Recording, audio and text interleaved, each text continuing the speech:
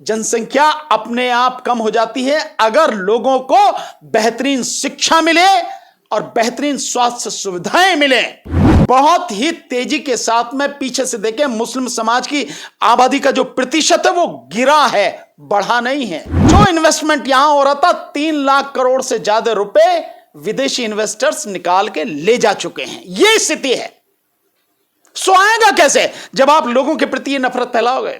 आएगा कैसे जब आप एक धर्म विशेष के प्रति खुलेआम नफरत फैलाओगे? अगर आप शेर ही हो तो।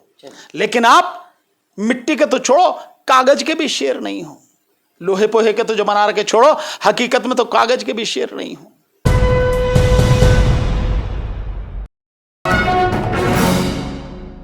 जनसंख्या के बारे में मोहन भागवत कह रहे हैं कि इस वजह से रोजगार में दिक्कत आ रही है। जानवर का तुलना कर रहे हैं एक समुदाय का। सर, आप लोग बार बार कहते हैं ना रोजगार नहीं मिल रहा है, लेकिन वो कह रहे हैं, योगी आदित्यनाथ भी कह रहे हैं कि जनसंख्या की वजह से ये सारी दिक्कतें हो रही हैं। देखिए, इनके ये जो हैं ये केवल घृणा फैलाने वाले लोग हैं और इनका एजेंडा हो रहा है। जब सरकार इस समय जिस समय हम बात कर रहे हैं, इसमें किससे घिरी हुई है सरकार? किन किन चीजों से घिरी हुई है सरकार? घिरी हुई है जो नई संसद बन रही है, उसमें जो चिन्ह है, राष्ट्रीय चिन्ह है, उससे छेड़छाड़ करके एक खूंखार आदमखोर शेर की सी प्रतिमा जो लगाई गई है, उसकी वजह से सरकार घिरी हुई है। चारों तरफ से थू-थू हो रही है। ये जो शब्द बैन किए जा रहे हैं, पार्लियामेंट्री प्रोसीडिंग से निकाले जा रहे हैं, इन शब्दों की वजह से सरकार की थू-थू हो रही है, चारों तरफ से घिर रही है। सारे जो है पत्रकार हैं, सामाजिक कार्यकर्ता हैं, बुरी तरह से सरकार पर टूटे हुए हैं। सरकार की टांगें कांप रही हैं।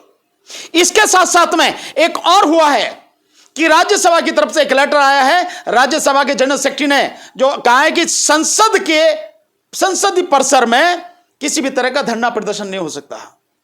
मतलब अब आप समझ लीजिए कि संसद में धरना प्रदर्शन नहीं हो सकता तो और कहां होगा? और क्या दिक्कत है? ये लोकतंत्र है। हर किसी को अपना जो पक्ष रखने का, अपना विरोध करने का उसको तरीका और होता भी रहा है। जहां गांधी की प्रतिमा है वहां पर लोग जब विरोध करते हैं, आके तख्ती लेके, बैनर लेके खड़े हो जाते हैं, शांतिपूर्वक तरीका वहां नारे लगाते हैं। तो क्यों नहीं होगा? अगर ये उपराष्ट्रपति जो सभापति भी हैं राज्यसभा के, उनके माध्यम से हुआ है तो भी बहुत दुखद है। और अगर उनकी सहमति के बिना हुआ है, सेक्रेटरी जनरल जो है राज्यसभा का, उसने किया है, तब तो इससे ज्यादा और शर्मनाक बात हो ही नहीं सकती है। मतलब आप जो है, आप बताओगे सांसद को, मतलब उनको आप रोकोगे कि यहां पे धरना प्रदर्शन नहीं हो सकता। और कौन कर रहा? सेक्रेटरी जनरल, पब्लिक सर्वेंट, यानी जनता का नौकर। एक नौकर की इतनी औकात कि वो जो है सांसदों को बिना उनकी जो है उनके बीच में चर्चा हुए, बिना मतलब आम सहमति के बने, इस तरह के आदेश पारित किए जा रहे हैं। मतलब गला घोंटने की पूरी कोशिश की जा रही है। ये जो चीजें हैं इनको समझने की जरूरत है। और इसलिए ये जो मुद्दों पे, और साथ में जो शिक्षा का मुद्दा है, जो भयानक बेरोजगारी का मुद्दा है, और लगातार बढ़ती हुई महंगाई का मुद्दा है, और मोदी जी की दाढ़ी से भी ज्यादा सफेद हो चुका, उनकी भी इज्जत से ज्यादा गिर चुका इस देश का जो रुपया है, 80 जो पार कर चुका है, उस पर जो सरकार पूरी तरह से घिरी हुई है, उन मुद्दों से ध्यान हटाने के लिए, और ये जो अग्निपथ आया है उसमें जो पूरे देश का जो नौजवान सरकार के विरोध में खड़ा हो गया, उन सब मुद्दों से ध्यान हटाने के लिए ये जनसंख्या का मुद्दा जो लाया जा रहा है।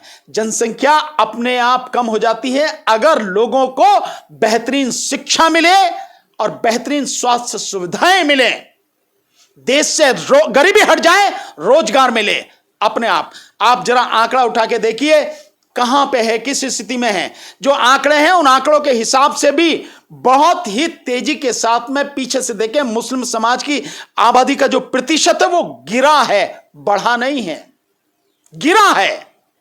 और इसके साथ साथ अगर कहीं भी ये सारी चीजें आ रही हैं, सो आप देखेंगे कि ये वहीं पे है जहां पे शिक्षा नहीं है, जहां पे स्वास्थ्य सुविधाएं नहीं है, जहां पर गरीबी है, यानी जहां पर रोजगार नहीं है, ये वहां पर जो है जनसंख्या बढ़ती है। आप गरीबी हटा दीजिए, या यूं कहिए कि लोगों को रोजगार दे दीजिए, लोगों के यहां स्वास्थ्य सुविधाएं बेहतर कर दीजिए, हर किसी को मिल जाए, और लोगों को बेहतरीन एजुकेशन दे दीजिए। कानून वानून की जरूरत नहीं, ये तो सब राजनीतिक एजेंडा है और इसका और कोई मतलब नहीं है, इनकी किसी की जरूरत ही नहीं।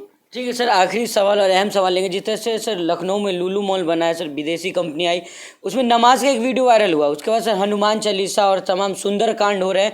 तो सर इस तरह से बाहर विदेश की कंपनियां हिंदुस्तान में आएगी सर, अगर इस तरह के तमाम जो विरोध किया जा रहा है हिंदू संगठनों की तरफ से? नहीं, वो आएगी क्या, कभी नहीं आएंगी।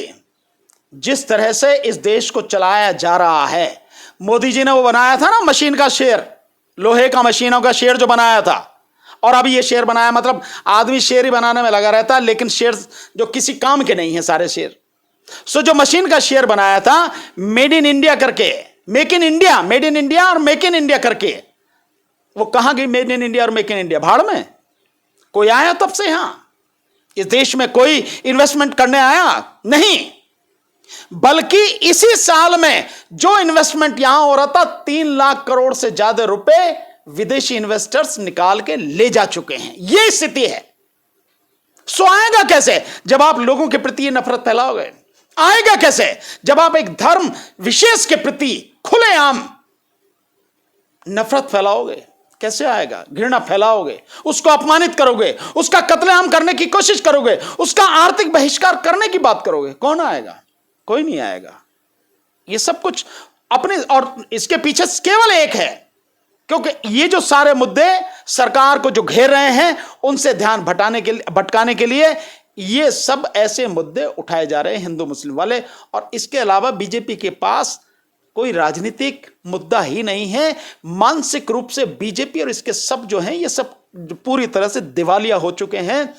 राजनीति करने के लिए इससे गंदी, मतलब इनके पास मुद्दे और नहीं हैं। जो लोगों के मुद्दे हैं उससे इनका कोई लेना सर देना। वो तो कह रहे हैं कि ये जो है नए युग, मोदी युग का शेर है, गुर्राता भी है। तमाम भाजपा के नेता, साध्वी प्रज्ञा से लेकर तमाम लोग कह रही हैं सर। तो घुर्राता है तो शब्दों से क्यों डरता है? अगर मोदी ये घुर्राता है, शेर घुर्राता है, तो शब्दों से मोदी की टांगें क्यों कांपती हैं? या यूं कहो कि मोदी सरकार की टांगें क्यों कांपती हैं? तो पार्लियामेंट की प्रोसीजर्स में जो भी हुआ है उसको रहने दीजिए एज इट इज। काहे को दिक्कत है? आपका अहंकार इतना बड़ा है तो अहंकार शब्द को क्यों हटा रहे हो आप वहां से?